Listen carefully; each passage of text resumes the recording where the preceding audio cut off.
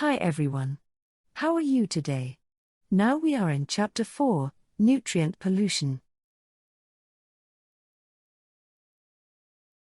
Pollution is discharged either directly into the sea or enters the coastal waters through rivers and by atmospheric decomposition. To control the impact of pollution on marine environment, it is essential that the type and load of pollutants be identified. It involves the determination of the sources and their location, the volume and concentration of the pollutants. The discharge of nutrients into coastal waters is a major cause of eutrophication, especially in areas of limited water circulation or low water current in that area. We will discuss the eutrophication term shortly. Nutrient pollution is the common thread that links an array of problems along the coastline, including eutrophication, harmful algal blooms, dead zones, fish kills, some shellfish poisonings, loss of seagrass and kelp beds, some coral reef destruction, marine mammal and seabird deaths. This figure shows the sources of eutrophication in an aquatic environment. From municipal sewage, agriculture activities, erosion, runoff from streets, and natural runoff from a forest ecosystem.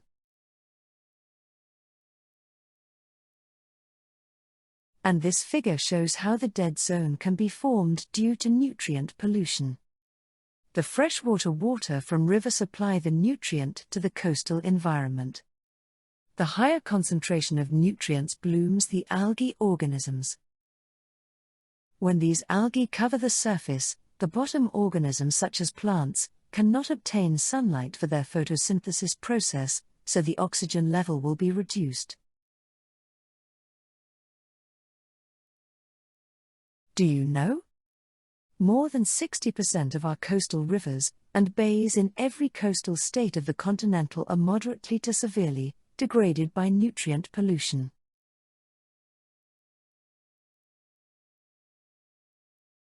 Many of the wastes entering the aquatic environment are plant nutrients.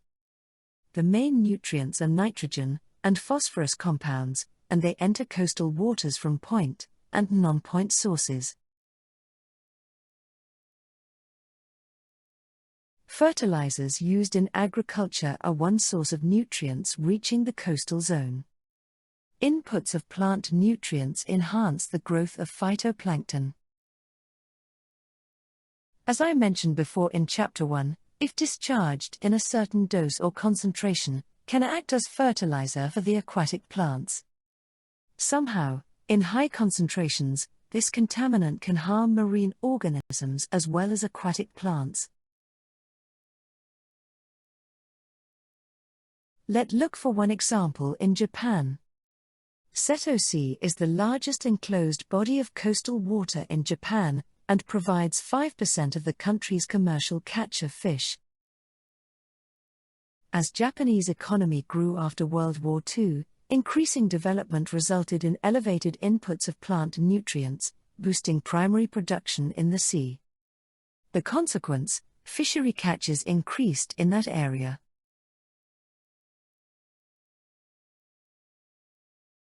Continued economic growth and development drastically changed the traditional land use patterns.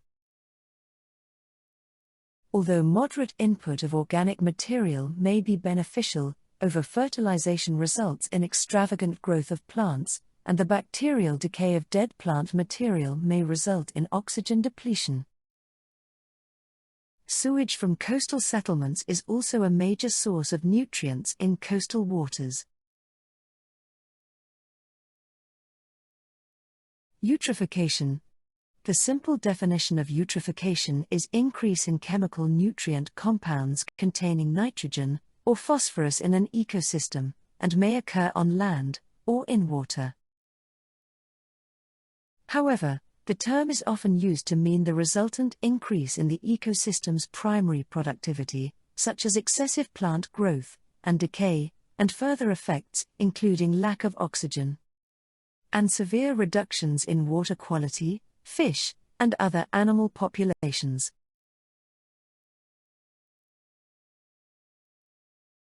In European and North American lakes and reservoirs, eutrophication was recognized as a water pollution problem in the mid-20th century. Since then, it has become more widespread around the world, especially in developing countries. Surveys showed that 54% of lakes in Asia are eutrophic, in Europe 53%, in North America 48%, in South America 41%, and in Africa 28%.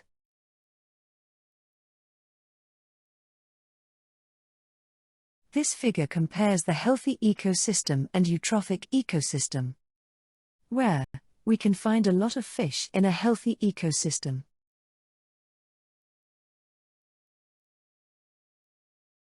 And this figure compares a lake ecosystem before and after eutrophication. Where the water is more turbid after eutrophication occurs at the area. The other term of eutrophication is cultural eutrophication. Cultural eutrophication is the process that speeds up natural eutrophication because of human activity. Due to the clearing of land and building of towns and cities, land runoff is accelerated, and more nutrients, such as phosphates and nitrate, are supplied to lakes and rivers, and then to coastal estuaries and bays. Extra nutrients are also supplied by treatment plants, golf courses, fertilizers, and farms. This figure shows that how cultural eutrophication accelerates the sedimentation process in one aquatic ecosystem due to surface runoff.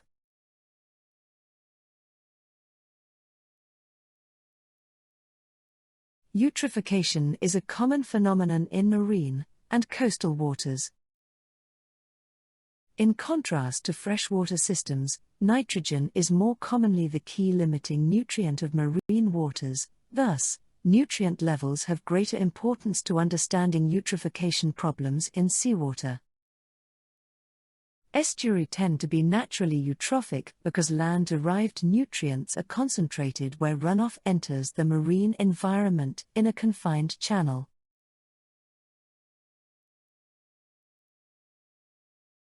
Upwelling in coastal systems also promotes increased productivity by conveying deep, nutrient-rich waters to the surface, where the nutrients can be assimilated by algae. This upwelling area normally has a lot of fish due to a lot of food in this area.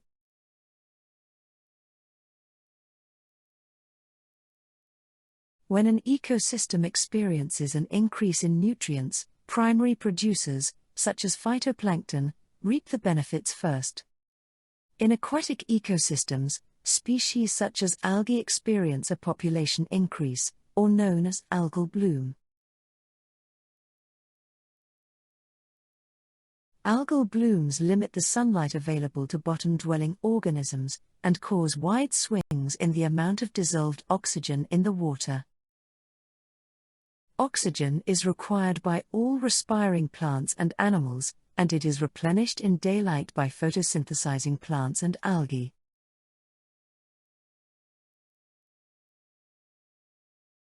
In addition, runoff from land and atmospheric anthropogenic fixed nitrogen can enter the open ocean. Some scientists found that this could account for around 1/3 of the ocean's external or non-recycled nitrogen supply.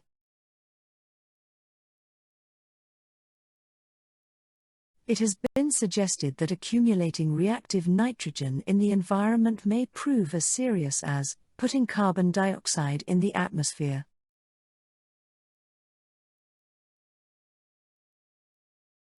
So, what are the sources of high nutrient runoff in an aquatic environment? Point source, non-point source, soil retention, runoff to surface water and leaching to groundwater, atmospheric deposition, and other. Can you think the other sources?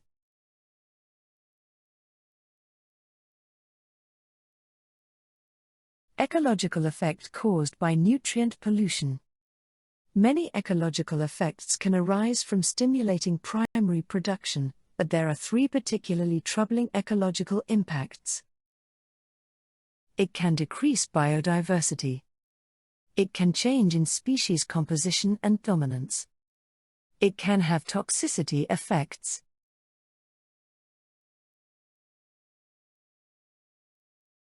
These are some of the ecological effects in detail. Increased biomass of phytoplankton, or phytoplankton bloom.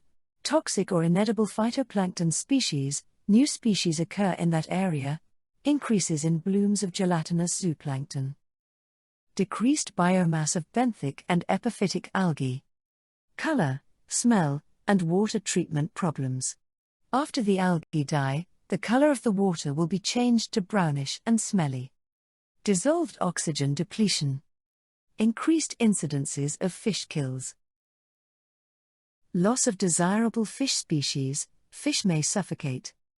Reductions in harvestable fish and shellfish, less fish in the area due to dead zone.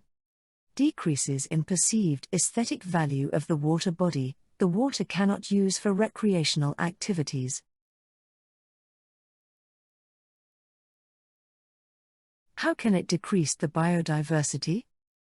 Under eutrophic conditions, dissolved oxygen greatly increases during the day, but is greatly reduced after dark by the respiring algae, and by microorganisms that feed on the increasing mass of dead algae.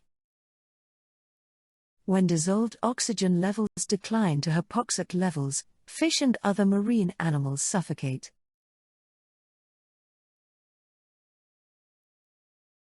As a result, creatures such as fish, shrimp, and especially immobile bottom dwellers die off. Zones where this occurs are known as dead zones. New species invasion. Eutrophication may cause competitive release by making abundant and normally limiting nutrient. This process causes shifts in the species composition of ecosystems. For instance, an increase in nitrogen might allow new, competitive species to invade and outcompete original inhabitant species. That is all for this chapter, nutrient pollution. Thank you. Have a nice day.